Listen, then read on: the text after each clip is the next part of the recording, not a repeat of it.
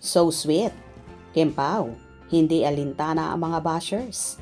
May sariling mundo kapag magkasama.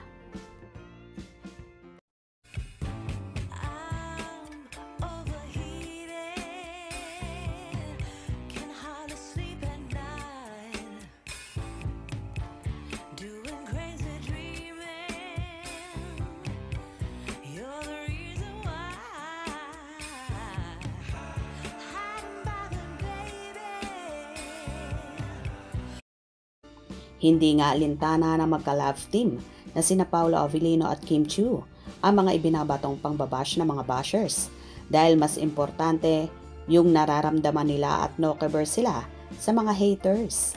Sa naganap na ABS-CBN Special 2025, kitang-kitang sweetness at ang titiga ng Kim Pao na obvious na in love talaga sila sa isa't isa. Kaya naman panatag ang kanilang supporters na kahit ano pang pinagdaraanan ni Kimi sa ngayon, ay alam nilang malalampasan ng dalaga ito. Lalo pat nandyan si Paolo na palaging nakaalalay sa aktres at hindi siya iniiwan nito. May mga kumakalat pang ang balita na ayaw muna daw tumanggap ng aktor ng trabaho kung hindi kasama si Kim. Dahil ayon pa nga sa ilan ay binabantayan talaga ng aktor ang kanyang prinsesa na mas higit siyang kailangan ngayon dahil sa bigat ng problemang kinakaharap ni Kimi.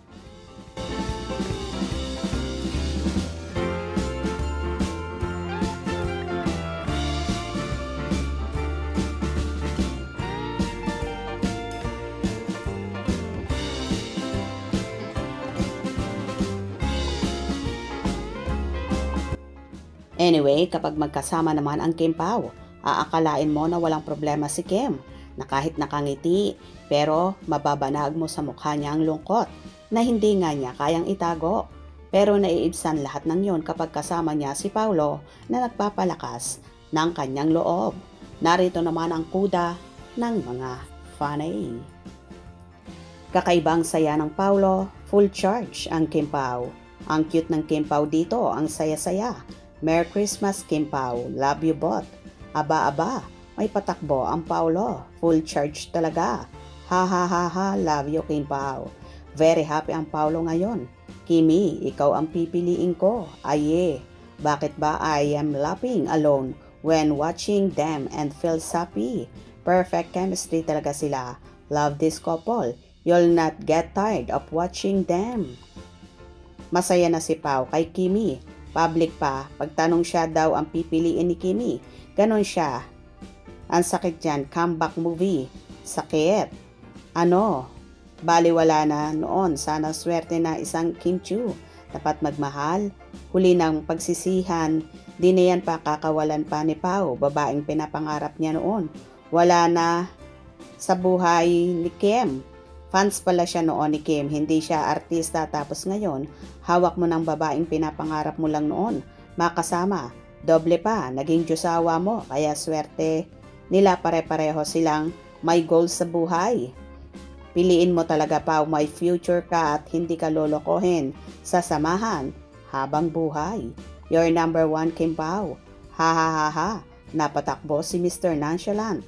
Hays, bagay na bagay talaga ang Kim Pao. Sarap sa paningin kayo, Kim Pao. Namimiss ko kayo, Kim Pao. Enjoy siya pag si Kimi ang nasa tabi niya is very happy. Full charge si Pao, nakakangiti nang masaya, hehehe. Hindi siya sinumpong, ha ha ha ha. I love you both, Kim Pao. Gwapo ka, Paulo, pag nag-smile palagi. Gwapa naman si Kimi. O diba, halos lahat nga ay kilig na talaga namang si Paulo ang pagiging nonchalant ay lumabas ang pagiging makulit dahil kay Chinita Princess na lalong ikinatutuwa ng kanilang tagahanga. Magmahalan lang kayo, Kim Pao, and we support all the way sa mga projects nyo. Hope you enjoyed. Please subscribe for more info.